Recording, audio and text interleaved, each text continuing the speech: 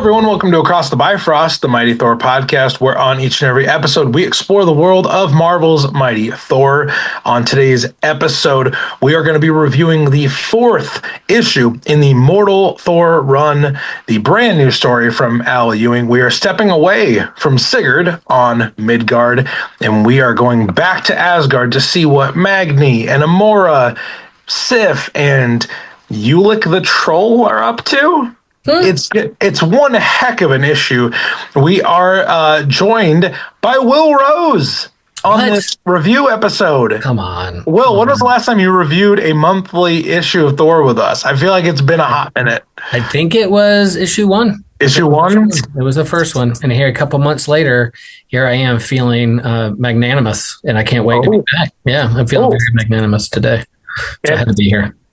My stalwart ride or die on these monthly issue reviews. Eric's did some homework for this, everybody, because he got real excited with some of the Ulik references. But Eric, this is our fourth in a row we've done together. That's right. And coming up on winter break, I can't help but assign myself homework reading, and so I had to do some extra reading for this one. But the one of us that works in an academic setting is like, you know what? Some winter break homework sounds fantastic. We're very excited. We're just a few days removed when we're recording this, a few days removed from Thanksgiving, but Al Ewing kind of snuck in a Thanksgiving-y style story. This came out literally the day before Thanksgiving. So as most of us were getting ready to have, turkey and sides and meet with family and friends, Al Ewing and Marvel released this merry tale of Asgard. We're stepping away from Midgard, stepping away from Sigurd's story, the Sons of the Serpent, Blake, and everything that's going on there. We're figuring all that out in time. This is kind of a contained one shot, guys. We get a story, we get a kind of a small conflict, and then we get a resolution at the end. And those are kind of my favorite because I'm a simpleton part, but the main reason I'm excited about this issue is because my favorite Thor villain, Ulik, is finally in the Al Ewing run of Thor. Al, Father be praised. This was one of my favorite things, one thing I was looking forward to the most. But this is a good issue. I'm going to give us some credits. I'm going to give us a little bit of a synopsis. And then, Eric, can we dig into your research first? Because I feel like you're just dying to hand in that book report to the listeners. I can get into that during especially the Tanaris background stuff, because that's where a lot of a little refresher on it. So okay. And Will, I'm sure you've got some gems cooking up, ready to share with everybody. So like Volstagg holding an entire swine pig in his hand. That's what I am right here with this comic. And then there's a Magni somewhere holding you and the pig up in the air. Exactly. That's right. So this issue is called The Merry Tale of Asgard. It is written by Al Ewing. Guest art from Juan Cabal. Guest color artist, Mattia Iacona. BC's Joe Sabino holding it down with the lettering, and edited by Will Moss. Cover art by the amazing Alex Ross, who gave us a very Technicolor kind of trippy color scheme on this cover. Really enjoyed the Magni and Ulik fighting, but then so much going on in the background. I really, really enjoyed that. We start off our story. Wait. What's the legacy number there, Ryan? Gosh, why do you ask me? Just say it. That's why I'm here. Just to remind us how far we are away from 800. That's why you're here. Yep. We're only 10 issues away. 10 issues away from 800. So here we are. Legacy number 790. We're in the 90s, 790s. I can't believe it. It seemed like just yesterday we had a issue of 750. But, here we are. 40 issues ago. 40 issues ago. Here we are. That is astounding. We've crossed the Rubicon, and there's no turning back.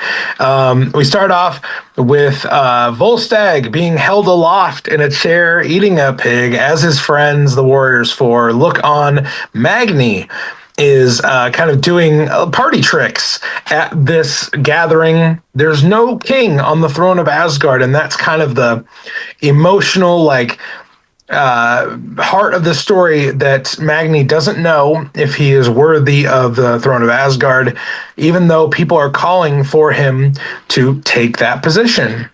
We see the Warriors 4 and Magni along with Blackjack O'Hare, who is on Magni's shoulders. Magni's really holding it down in the entertainment, kind of the center of the room. Fandral and Hildegard and even Hogan is getting in on the conversation. We see Balder walk in, and Magni even questions Balder, why don't you've sat in this chair before, why don't you do it again? He's like, I have a feeling something's about to pop off in hell and I might be called back there. Just so you know, everybody, that is probably a reference to the upcoming Null series, where Hela is now the Queen in Black. So we're going to have to keep our eye on the upcoming Null limited series in the new year, because Hela and apparently Balder are probably going to get involved in that. So Amora shows up and she begins to kind of play her game. This is a common game that she plays, pitting people against each other. She's going to try to get her way out of this, and she is putting that little seed into Magni's brain that this is his birthright. And Magni continues to question himself and wonders if this is really what he should be doing, and he wants to go off and do some other stuff. Amora even brings up, okay, well, who else in Thor's family tree is going to take on this responsibility? She goes down the list, and none of them seem like fit candidates. So Amora kind of ducks out, and then we cut scene to the underground, the underlands, where the trolls make known to Ulik that the throne is empty. Ulik kind of gives a little bit of a logic, dump there that, he kind of was the god of thunder in Asgard before, and if he could only do that again, maybe he could unite Asgard, and he could bring both, those that are low beneath Asgard with the gods, with the Aesir. He has his doubts, but he thinks he can pull this off, but it would need a great big amount of magic. Well, who is willing to help with a great big deal of magic? Amora struts in, and all the rock trolls are like, "Oh, what the heck? What is she doing here again?" And she shows Ulik again that he can become this persona that he previously had called Tanaris, and she transforms him. The illusion of him having the God of Thunder powers again, and we see him in the kind of like destroyer armor type regalia. He's got long Thor-like hair, and he's back. He's back. Magni and Sif have a conversation about Heimdall, how he's doing, and then Sif also is like, "Well, okay, man, what do you want to do?" And Magni still has his doubts, but a magical, I love how this was referenced in the issue itself. Amora shows up in this very, as Blackjack O'Hare says, a scene-chewing explanation that she's been trapped by the rock trolls, and she's all like damsel in distress. Blackjack's is like, I think she's chewing the scenery just a little bit. They know she's probably up to something, but they're going to check it out anyway. They go to the underground. They're attacked by some trolls, and just when they think they've kind of gotten past the first obstacle, Tanaris, Ulik's other alter ego, shows up, and he blasts Magni with seemingly the powers of the God of Thunder. This sends Magni deeper and deeper into himself. Like, why have I not died yet? If I'm just a guy who's really strong, why have I not died yet? And this is where it's revealed that Magni has the powers of Thor. That the all power is at some level in him, and he's able to defeat Tanaris. He gets rid of the illusion around Ulik, and then he and Ulik actually have a great conversation about this united Asgard concept that Ulik really wanted to bring to fruition. Magni and Ulik agree to feast together, to put their warring aside for the night, even though Amora's like, it's not going to work. And it's like, well, of course you think it's not going to work. You don't want it to work. They have a feast. we see a bit of scenery where we see Ulik at the head of the table, not as king, not as all-father like Amora was trying to convince him to become. They see him as an honored guest in the Golden Realm, and we leave this issue, this one-shot, kind of self-contained issue, with Amora down in the far right corner. She's the narration says, the slyest smile belonged to Amora the Enchantress, and she made her plans for the murder to come. Well, boy, howdy. That was a lot in a fantastically contained comic. But Eric, I wanna toss to you first and see where we should begin our study hall with you. Well, let me just do a quick recap of the story of Tanaris. It is pretty easy to read. His first appearance is actually in Fear Itself 7.2 Thor, which is towards the end of the Fear Itself storyline. This is back in 2011.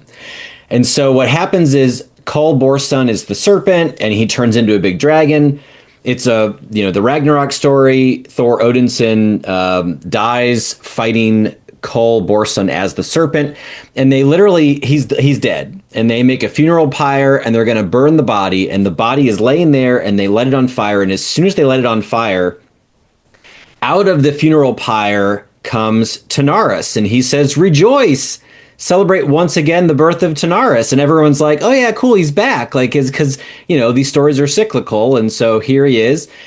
And Freya's like, there's my son. And everyone's like, it's the God of Thunder. He's returned. Except Loki's in the corner being like, wait a second.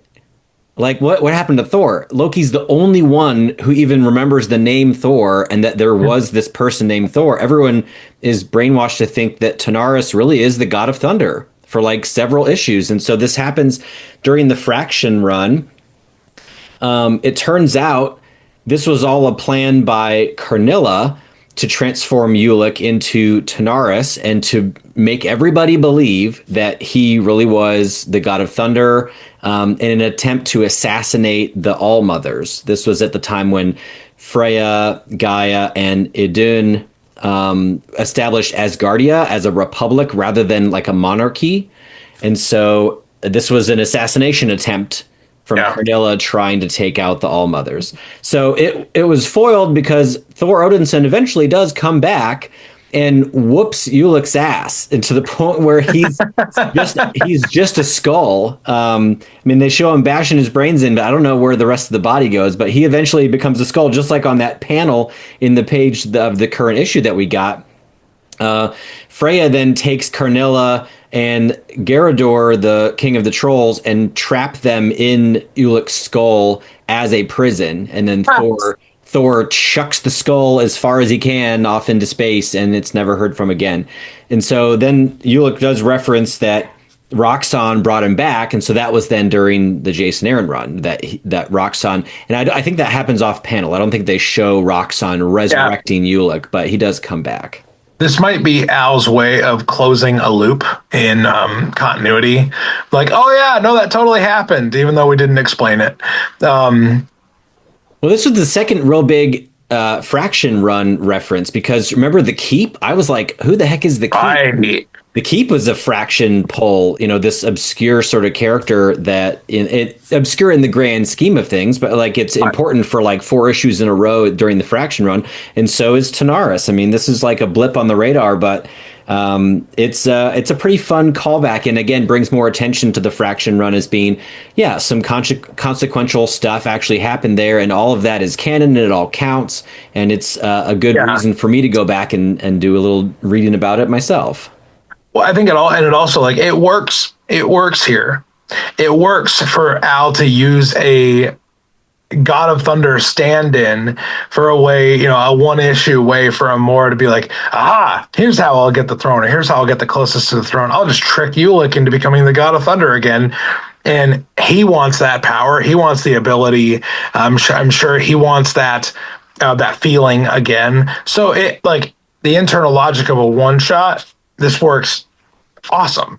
And for Ulik to actually have a bit of character development towards the end is even better.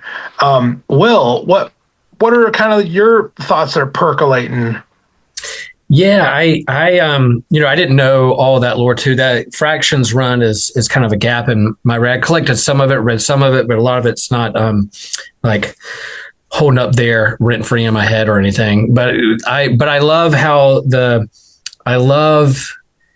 how the beginning is also, it comes full circle with the feast and the end. You see Magni, in case you are wondering how strong he was, first page, he's strong. And then, what do I do with my life? What am I going to be? And then Amora playing the role of Loki, trickster, and the way she's been conniving. And we saw that in the last run of, what she was doing. She comes here. I just like that.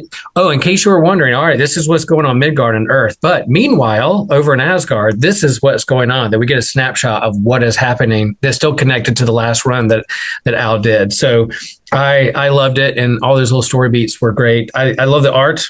I think we were talking off air about how the other art. Pasqual Ferry does a good job, but this one is a little bit of throwback and lets you know you're in a different world, and I like that. Now, remind me, Blackjack, what's the backstory there? Was that? Am I just forgetting this thing from? I'm gonna sit back and let you cook, Eric. Go ahead. You see me start smiling and my eyes light up. So because I do like the cover. It's like it is, again, you've shared before, Ryan, about like your love of Thor. It's not just fantasy Lord of the Rings, but it's mashed up with sci-fi, Star Warsy thing. In the back, you have like a green bunny that's a cyborg shooting a laser gun. I'm like, come on, you got me. You got me. Yeah. So Blackjack O'Hare actually has the same first appearance as Rocket Raccoon. And so they both come out of the 80s with Incredible Hulk 271. Yep. Blackjack O'Hare more recently in the Al Ewing Guardians of the Galaxy run was teaming up with the Prince of Power. And that was the creation of the character back in that run by Al Ewing. And so he was really, the Prince of Power was the dumb muscle. And then Blackjack O'Hare was like the mercenary, and he was sort of like the brains. But he's, so small. He's really the Rocket Raccoon kind of stand-in, at this point. Yeah, And so Magni in this case is, I guess, playing the part of Groot, where he is, the muscle, but the Blackjack is definitely kind of, trying to kind of steer him in a good direction. And we don't know if Blackjack is, he's usually a character similar to Rocket Raccoon, where he's really on his own side. He's not like a hero as much as he is sort of like he tries to kind of find his strategic way to come out ahead. And so he's definitely aligning himself with a powerful hero here. It doesn't look like he's trying to manipulate him as much as obviously Enchantress is the one pulling the strings. I like how you said that she really is kind of the Loki stand-in here, because she's the one pulling the threads behind the scene. And it seems a little bit convoluted, but it's because she's got to keep her hands clean of this whole thing. She knows that she needs to kind of like antagonize Magni to bring the power out, but she can't be seen, confronting him. She has to be completely innocent of everything. So she's bringing Ulik into this, really to kind of just spark the power. Kind of like, it's kind of like when mutants, right? They discover their power when they are faced with a high stress situation. Yeah. And I like it that Thor in the MCU called Rocket Raccoon Rabbit, and here we are, have a stand-in rabbit. It's like Rocket Raccoon. It all come first circle. They know everything's intentional. It's not by accident. I like it that he has his little buddy that are helping him out with different things too. Very cool. Very good. You mentioned one thing, Will, and I just want to get this in here, that Juan Cabal doing guest art here. This is one of those things where I know that Pasqual Ferry's artwork is great. It's just not the artwork that I gravitate to naturally. I'll put it that way. And if you're hearing that and you're like, they don't like Pasqual Ferry's art. Not true. You should go listen to our 3 other reviews where we talk about some of our favorite panels and our favorite things that he's doing with Sigurd Jarlson, especially the fight scenes that Pasqual Ferry is doing. They're just crazy. I do like Juan Cabal's artwork in this issue because it gives me more of that Martin Coccolo kind of fairy tale brightness and the harder lines. It's just kind of like it's like comfort food in terms of the style for me. So I like that we got very like beautiful like facial expressions from Amora and Magni, and even Ulik looks very. He's kind of slimmed down. He's not as bulky, but I do love how he did Ulik in this issue. Oh, him sitting on that throne, like with his, elbows up and with his fists together. It looks like a Doctor Doom kind of stance, on that throne, and you can tell he's the Doom of the troll underworld. I mean, he's the one who rules it all. It's a really cool character. This art style reminds me of like the Thundercats cartoon, especially with the protagonist with the red flowing mane of hair like Lion-O. So it's like it's giving me Saturday morning cartoon vibes, which I like. Yeah. Mm-hmm. Magni is Lion-O. Confirmed. Eric, is there anything else in this issue that you really feel like needs to be drilled in on? I know we've got a few more things here that we need to discuss, but I want to just make sure we get in what we enjoyed so much about this issue. Well, really just one of the main points of this story is revealing that although Magni doesn't feel like he is deserving of the throne or that he's ready, or even if other people want him to be on the throne, he's showing that he would be a kind ruler that brings people together. So he's kind of showing that he would be a great king if he just wanted to accept that role. And so maybe he's starting to realize that for himself. But it's, if Amora is trying to kind of audition him for the role, she's doing a great job, because it's like, it's showing that he would actually be great at it. So, and I can't help but think down the road, okay, well, I know we got a long way to get to that point, perhaps, but, will there be like an all-father showdown between two different Thors who have that power at some point in issue 800 or 825 or whatever? Like, eventually it's going to come back around and be some conflict where you can't have two, or maybe you can, I don't know, or who's going to retire, who's going to give it up. That down the road is just interesting, because that final panel, like you said, of Amora turning and with a little smirk because got a big plan up their sleeve is that's P Comics. That's why we read it, because they're like, okay, that's going to be, if it's not picked up next issue, it'll pick down the road. Will definitely be there for us, ready to go. And we've already seen in this run, this meta, big run that Al's done, he doesn't leave loose ends. Mm-hmm. You may think he does, but if you think he does, it's just because he's going to address it further down the road.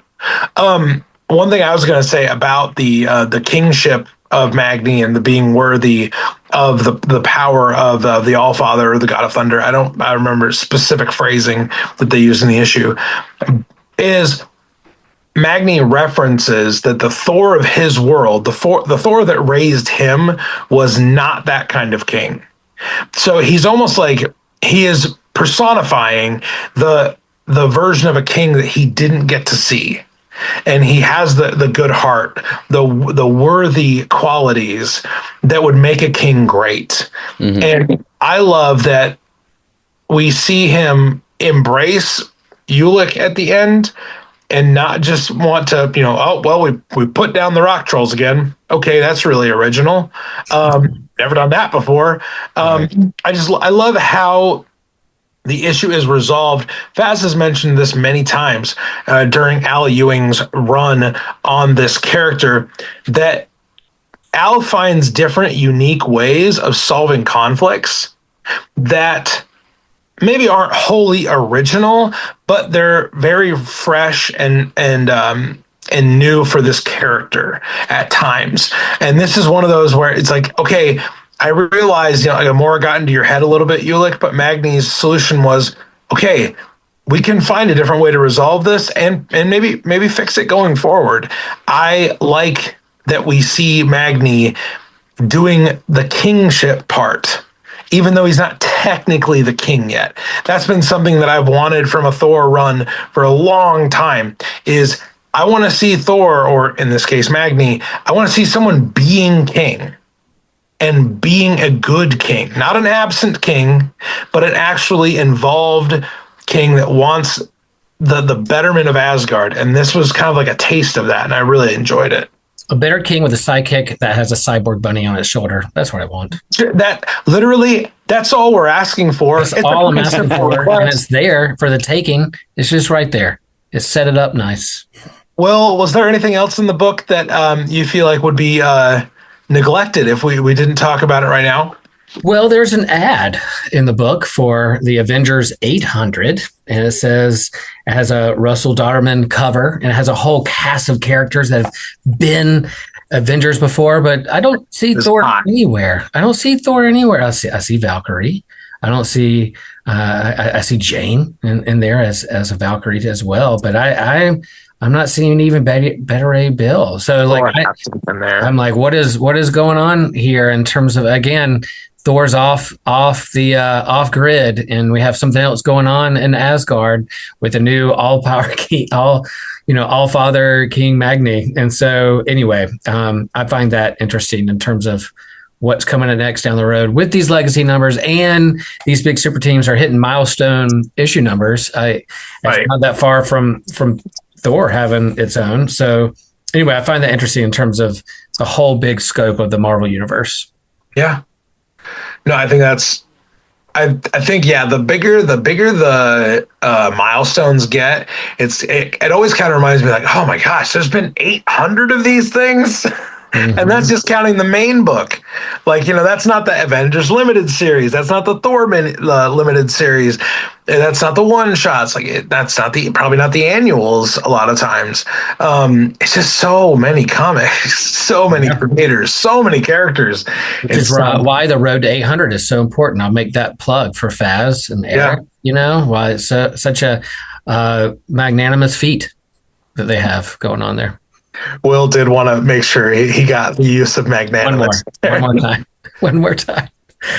Any other things before I kind of set the lure for the next issue, Mortal Thor 5? We got a little bit of a preview here in our letters page for it. Nothing else except I think it's clear that in our group, Faz is the Zeppo, and that's all I'll say. Folks, if you don't get that reference, it's because Al Ewing is making a reference to like a 1930s comedy group, the Marx Brothers. Like, what in the world? I had to Google that, but well, again, we were asking for us four. It was like, who's the serious one? Who's the jokesters? Who's the one who keeps it? Like that little comment that I sent to you guys in the group chat about like, who is the fourth of a wacky foursome is off the moderating influence to the antics of the other three. Like I couldn't help but think about us four and a reference. Well, I appreciate that thought. I would say I'm probably the moderator of the antics of I would say so. Oh man, I love that. If you don't get this joke at all, you haven't read Mortal Thor 4 yet. So go do that. And I will say that I think like usually some of these comics, you open it up and they have like a whole front page of like leading you up what was going on and what's happening to bring you up to speed. But this one is a standalone, and that's not really there. But the way Al explains things and narrates isn't over wordy. It's not super steeped in lore, and yet it brings you along to like, if you don't know who this person is or what's going on here, we're going to help you with the dialogue, understand who these people are and why they matter, what's happening. It's a masterful comic. So if you haven't bought a Thor comic in a while and you just want a one shot just to hop into the world of Asgard, this is a perfect one to pick up and read. Because it even though there's things that will matter later on down the road, it's a good one shot, and it's good comic writing. Agreed. So we do have Mortal Thor number 5 coming out in just a matter of weeks, everybody. We do not have to wait long to get our next dose of this fantastic book. And just so you know, in the letters page, first letters page of this Mortal Thor segment of our Al Ewing meta run, they're looking for names for the letters page. So if you have a good idea for the letters page, just email the mheroes@marvel.com. and give them a suggestion. I'm sure Faz has got great suggestions. Eric, Will, and I we think about this stuff way too much. Everybody, I'm sure we can come up with some. But wouldn't it be awesome, guys, if one of our suggestions got picked to be the name of the letters column? That would be a feather in our collective cap. Oh, yes, it would. Yeah. But Al does say at the end of the letters page, he gives a little bit of a hint here that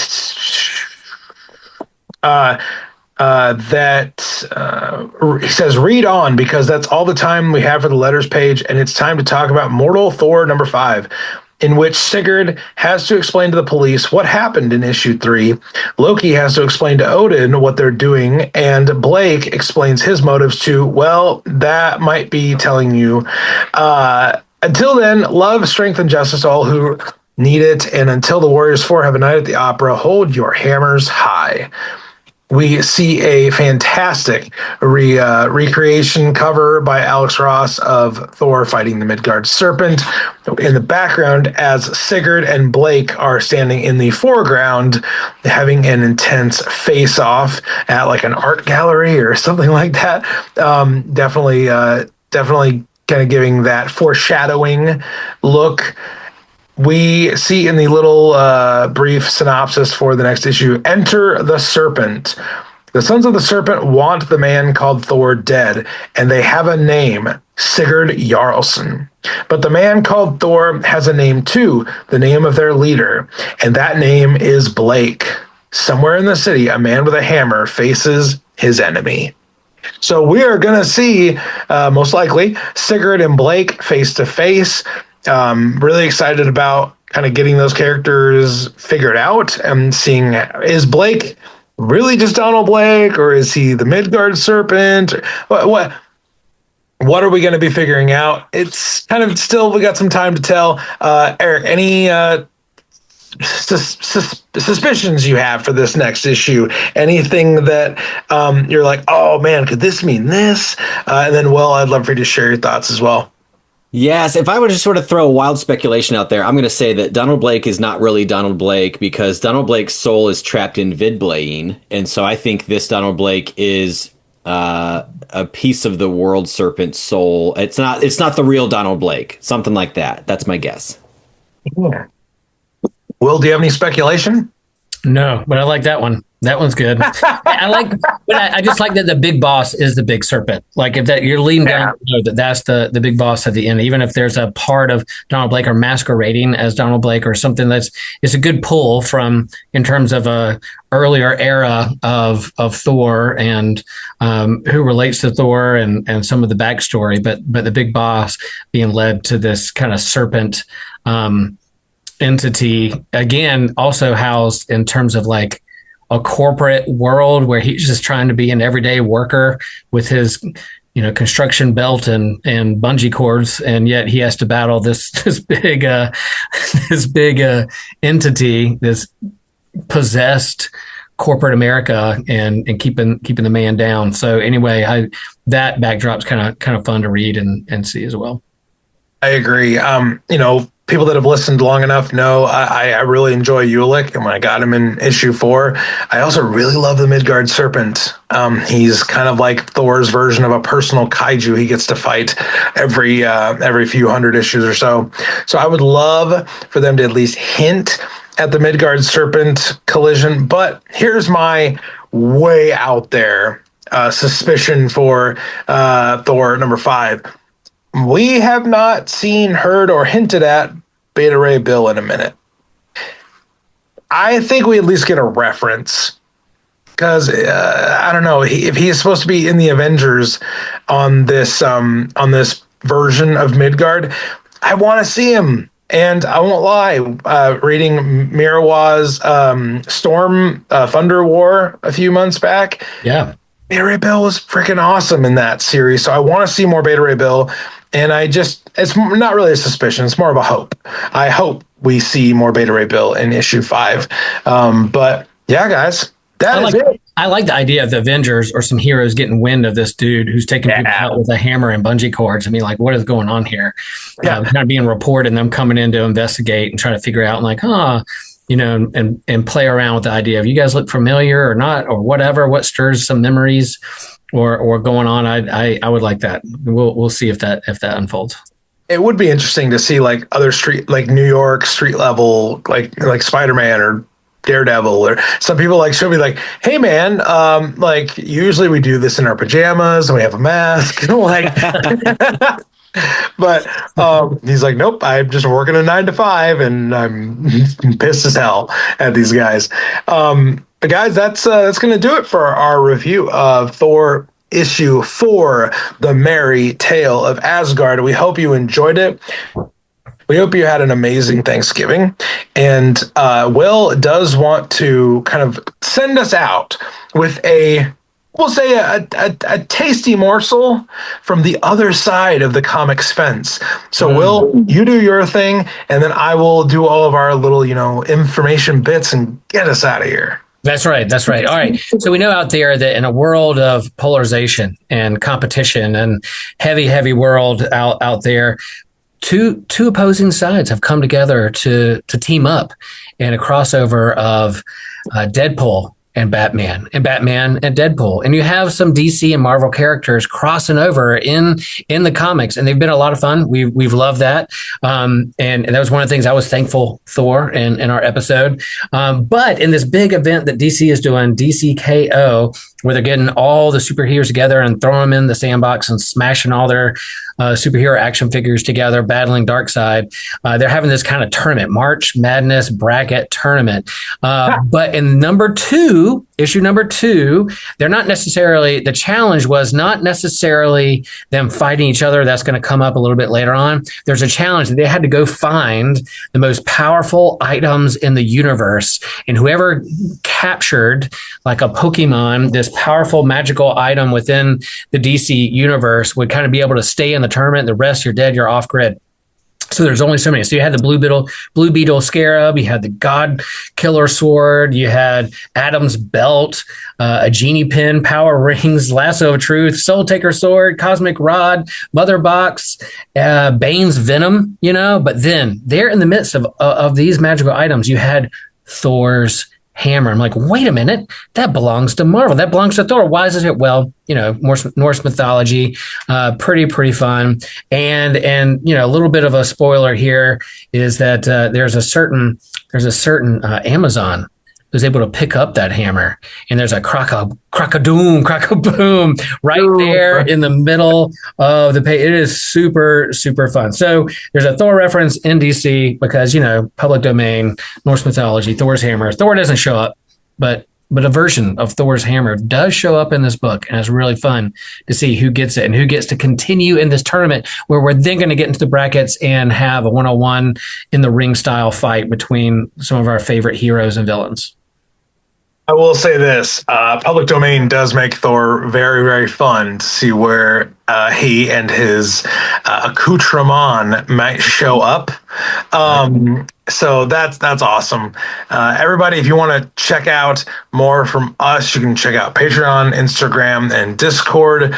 We've got a mega 45-minute pregame from last week that was a lot of fun. And I felt like we had 10 topics in mind, but we had none of them in mind when we started. That was a lot of fun. But you can support the show there, all those places. The links are in the episode description. And guys, we're going to be back very, very soon. We got some fun holiday plans for you. We have a few surprises we're still working on, and we only have to wait a matter of weeks for the next issue of Thor, but also Doctor Strange, which we will be covering, is coming back very, very soon, just a matter of weeks. And we're covering that, just so you know, if you're hanging on to the end of the episode, Strange is still in Asgard. Angela is going to be showing up. Sif is on the cover of Doctor Strange #1. We're very, very steeped in Derek. Same author, same creative teams, right? And the same creative teams with this new issue. Yep. Yvonne Fiorelli is doing the interiors now. So him and Derek Landy are going to kill it on that book, and we are going to enjoy it. So come along, ride along with us as we follow Doctor Strange's adventures still in Asgard. But yeah, everybody, Thank you for checking out this episode. No matter where you are, no matter what you're doing, no matter what you're celebrating, no matter who you're feasting with, no matter who is at your table this holiday season, we hope that you can do one thing, and that is stay worthy.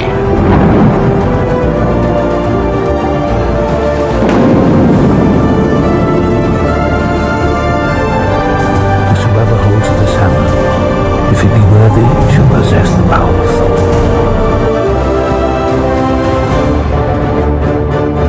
Bum, bum, bum. We sang 3 different songs. It's turned into Star Wars. Da-da-da-da.